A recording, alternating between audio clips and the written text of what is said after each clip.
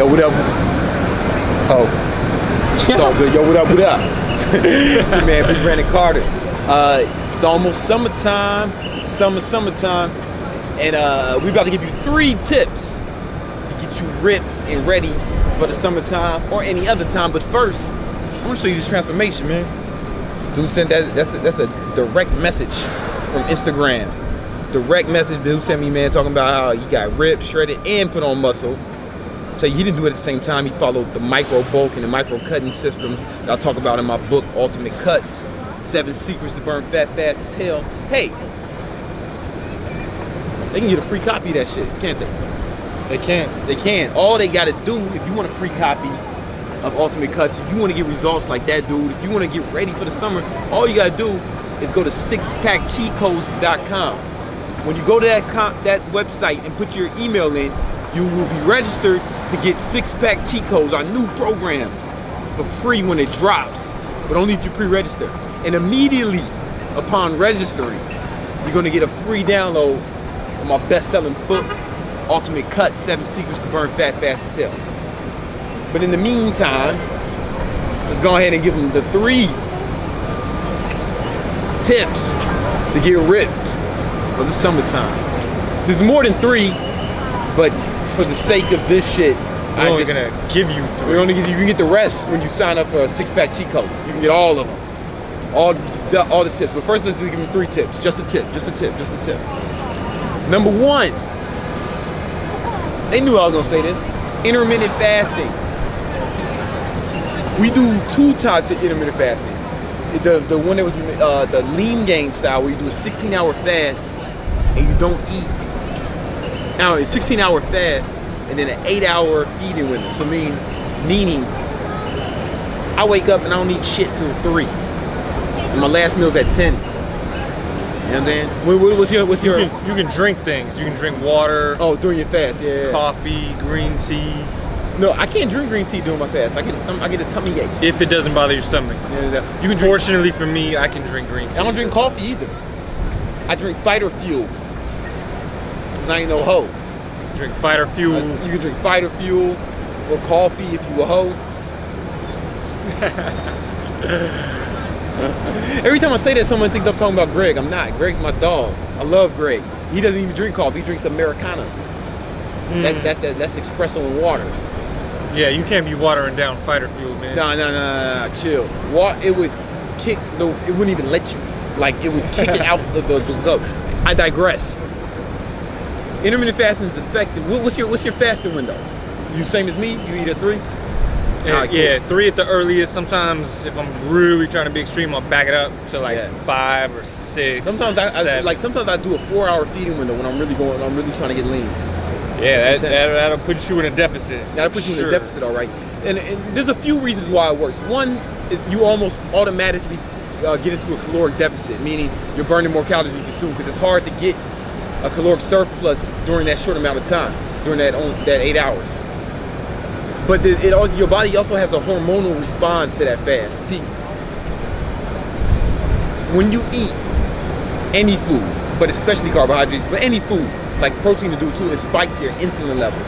Insulin is the anabolic hormone, one of the most anabolic hormones. But it's indiscriminately anabolic, meaning it will grow your muscle cells and them fat cells. All right. So having that said, when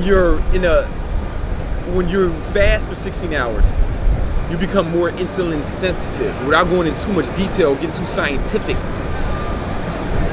that just means when you're insulin sensitive, your body will allocate those resources more effectively, meaning it'll go to your muscle cells better. That's an oversimplification, but for the sake of this fucking homemade YouTube video, that's what it is. Now, if you're eating all day, like most people, then what happens, especially if you're eating like high carbohydrate foods, you're all day, what happens is your insulin levels are kind of risen, they rise all day, right? So the reason that's bad because you will become less insulin sensitive, meaning you'll store more fat, right? How it works is your body, when it turns your food into glucose or glycogen, And when your glycogen levels go above 100, your pancreas produces insulin in order to store that stuff somewhere. And if you're less insulin sensitive, it's going to store it for later as fat, right? But if you haven't eaten all day, your glycogen reserves in your muscles and in your liver, they become depleted. So like you put your body in depletion, so it uses that glycogen more effectively. Does that make sense? Right. And you're also, by decreasing the amount of times you eat every single day, you're reducing the hunger hormone pangs that you get. It's called ghrelin. It's the hormone responsible for making you hungry and making you want to snack. So like the more times you're eating throughout the day, the more hungry you're making yourself, which is responsible for a lack of willpower in layman's terms. But no, that makes a lot of sense. I didn't mean to cut you off. I'm just a dick, right? But when I used to eat 6 hours a day and shit, when I used to eat every like six meals a day. Yeah. I trained myself. I would actually get like really hungry, like now I'm after like the first 2 or 3 weeks of intermittent fasting, man, I don't even get hungry like that anymore. Yeah, that's why it's hard at first when you're first doing intermittent fasting, because your body's so used to just waking up and then you're already hungry, so you go right and get some food right away. So to go through that transition and not be so used to that, it's going to be harder in the first few weeks. Like you're going to be so hungry because your body's just used to that. So you got to retrain it how to conquer the fasting window and wait until 2, 3, 4, 5 to eat your first meal and break that fast. Yeah, man. Like now I'm at the point where what happens is also your body runs off glycogen if you eating all day, right? Well, your body wants to run on glycogen when it'll turn your food into glycogen, right? And it will run off that, and it gets used to running off that. Okay, and when you do intermittent fasting, you train your body to run off your fat reserves. So that's a part of the acclimation process. That's why it's so hard in the beginning of intermittent fasting, because your body has to say, oh shit, I'm not going to eat glycogen all day anymore, so I need to run off fat cells. That's why we store fat. Right, human beings store fat to use later as energy during times of caloric scarcity. For survival. Right, so you will burn more fat because you're giving your body a reason to. Right, you're training. It has no other choice because you've depleted your glycogen reserves, and that's why we actually eat. We don't eat. I'm sorry. We actually work out after, like at the end of our fast. Right, like so we're totally depleted.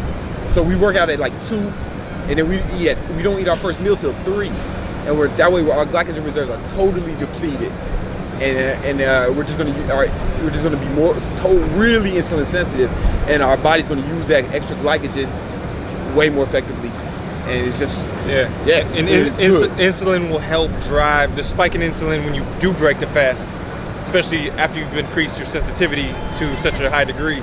It'll help drive all the nutrients and protein and amino acids that you need once you break that fast with that first meal into your muscles, right? So that also helps you store less fat because you're using everything as energy and to rebuild the muscles the right way. Hell yeah. What's tip number 2? Oh, tip number 2. What the fuck was I going to say? Oh, yeah. Carb cycling. Well, first of all, one more thing about intermittent fasting. Every time I say, "Oh, this is an easy way," I say I'll put easy in the title, or I'll put simple in the title. Some fucking chode decides to say, "Oh, there's no easy, man. It's just hard work and dedication." No, shut the fuck up, man. This is easy. Like, this is really easy. You just don't eat.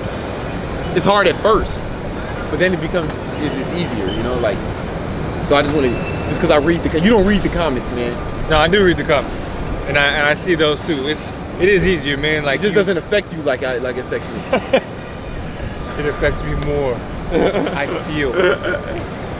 You don't have to do shit. Like, you can instead of worrying about what you're gonna make or having to go to the kitchen or having to run out and find some place that suits your taste buds, right? Like, you just don't worry about it until later in the day, man. So. You don't be like those fucking guys, man. You want to be that bodybuilder who's walking around with a cooler full of food all day.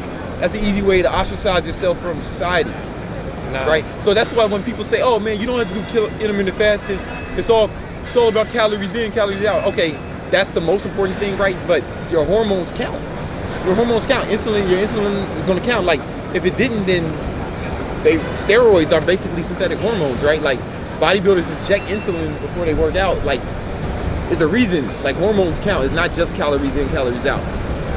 So anyway, which leads us to tip number 2: carb cycling. On days when we're cutting, on days we don't lift weights, we don't eat carbs. Just do HIIT. Yeah, HIIT cardio. We do HIIT cardio. But I do eat carbs after HIIT cardio. It depends on the time of day, but if I'm fasting, no. Yeah. I drink some BCAAs.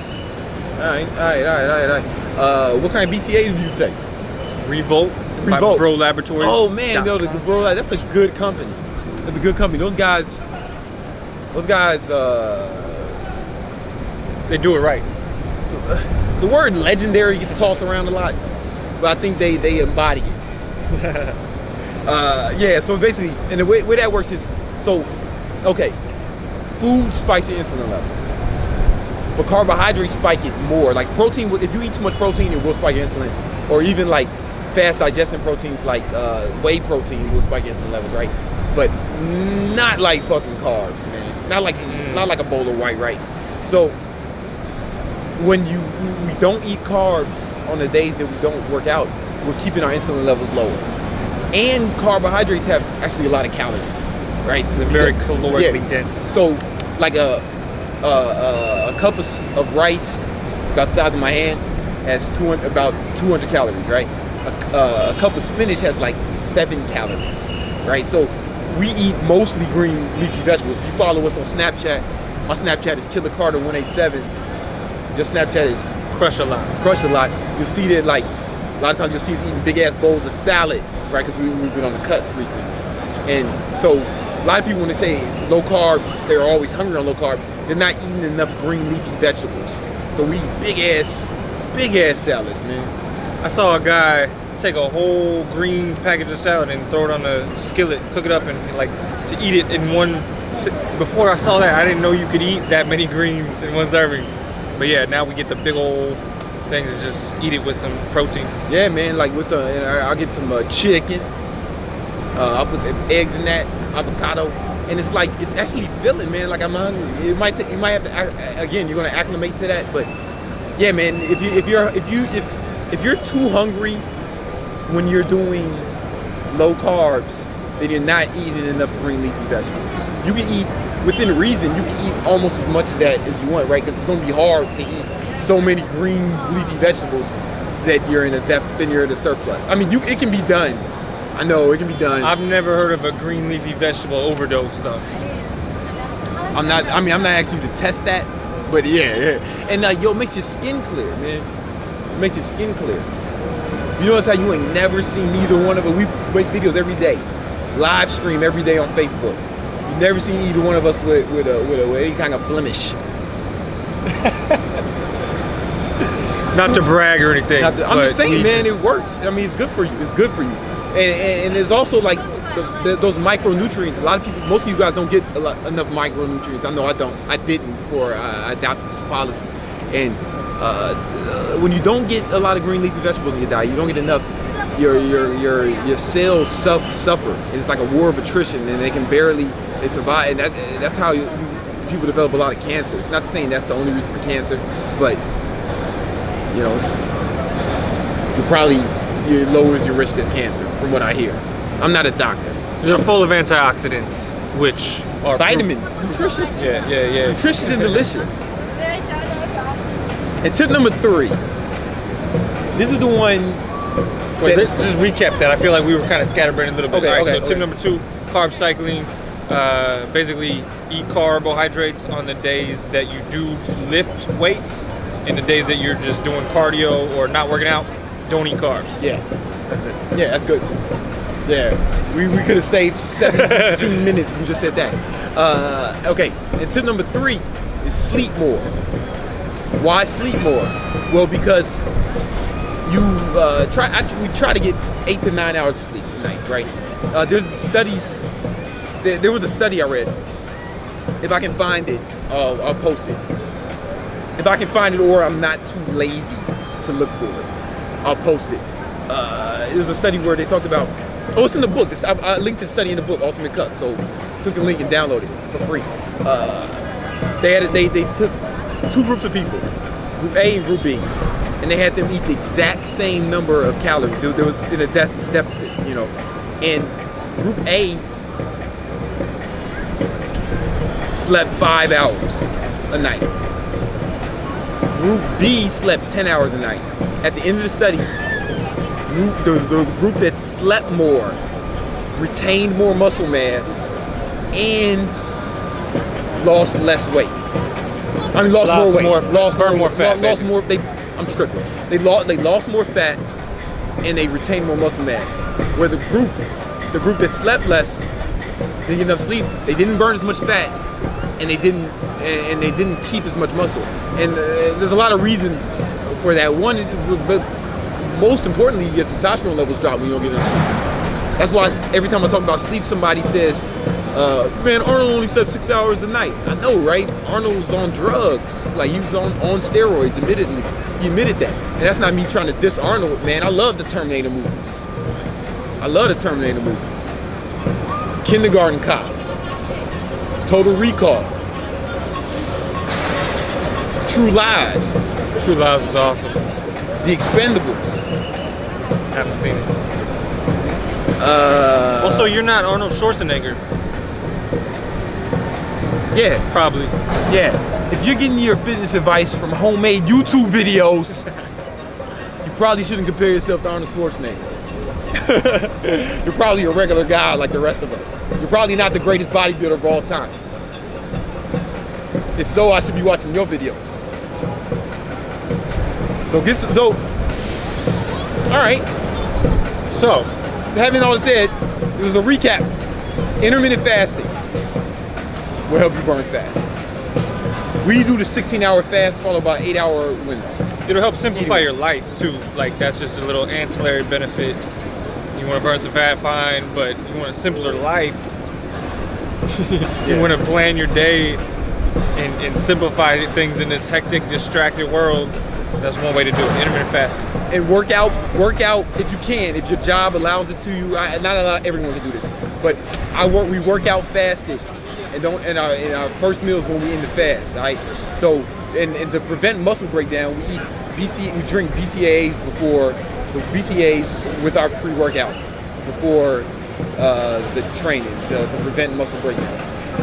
Hold on, I want to add something too. If you are having only BCAAs before your workout, like that makes things less expensive as well, because you're not buying all these meals, you're not spending a bunch of money on brunch or breakfast or whatever. Like, what is it, like $1 and some change, $2 per serving of BCAAs, whatever it is. We take BCAAs that we make, right? Our company, we own our own supplement company. So we take Revolt BCAAs and we mix it with Rebellion pre-workout. You don't have to take our shit. You can take the other shit if you want, whatever. But do your homework first, Yeah, look at the ingredients, look at the amounts of what's in there, like what you need. Make sure the other companies got proprietary blends. We're telling you everything that's in ours. But anyway, I digress. Tip number 2. Cycle them carbs. Don't eat carbs on days when you're not training, because you don't need them. They'll help keep your calories lower. You don't need as many calories on those days you're not lifting weights, and you don't need the extra insulin spike on those days. We know they're good. We like carbs too. They're delicious. But just cycle and go to sleep, man. Just sleep. It will make you just better. I'm more productive. Like some people say, hey man, I got work and I got school, or I'm trying to run my business or something. Like, I make more money when I sleep more because I get more out of the time I'm awake. True. Yeah, so it just makes you all around better, happier. It increases your serotonin levels, dopamine levels are increased. It's just better for your whole body. Just an overall health thing. If you can get more sleep, not only burn more fat, you just be healthier overall. Yeah, try to at least get 7 hours, like depending on what you're doing, how hectic your schedule is, and what your days are like. 7 is pretty optimal, if not more. There's a study that said most people like live longer when they get 7 hours sleep. They live longer than people get 8. But that study, that's regular people, right? The athletes, if you're training the way I think you're training, if you're doing the workouts we post every day, then you're not a regular person. You could probably extra hour will probably help you. Yeah, I'm assuming everybody watching is at least partaking in some sort of fitness workouts. So 7 as a minimum, and then anything beyond that is like just cherry on the cake, you know? Yeah. You put cherries on your cake? No, I like carrot cake, which usually does not have cherries. You said putting cherries on the cake, man. Frosting on the cake, cherries on top, wherever it goes, man. They know what I mean. Pop the cherries on the cake. Cake. And yeah, that's it, man. Join it. So click the link in the description. Download the book, Ultimate Cut, 7 Secrets of Burn Fat Fast as Hell, when you sign up for 6-pack cheat codes. I'm excited to drop that 6-pack cheat codes. It's everything we know about getting ripped, everything we know about burning fat, building abs, getting a 6-pack in an easy to follow format. And everyone who pre-registers is going to get that joint for free. And don't worry, no one's going to call you a cheater because you use the cheat code. Use the cheat code. Somebody said, hey man, there's no such thing as a cheat code. It takes hard work and discipline. Really? Is that what it is? Intermittent fasting is not a cheat code. Tell me more. Carb cycling is not a cheat code. I mean, we got more than that, man. That's not like, you know, I don't know. Yeah. Maybe it's not. Maybe I'm wrong. You know, or maybe fuck you. The URL though is definitely 6packcheatcodes.com. So yeah. you need that information. Yeah. I'm mean today. I'm like, you should get some food. It's towards the end of the fast. It's about that time. Oh, this is why. Because it's almost time to eat. Sorry, I apologize for being so mad. I gotta eat in 10 minutes. Thanks for watching, guys.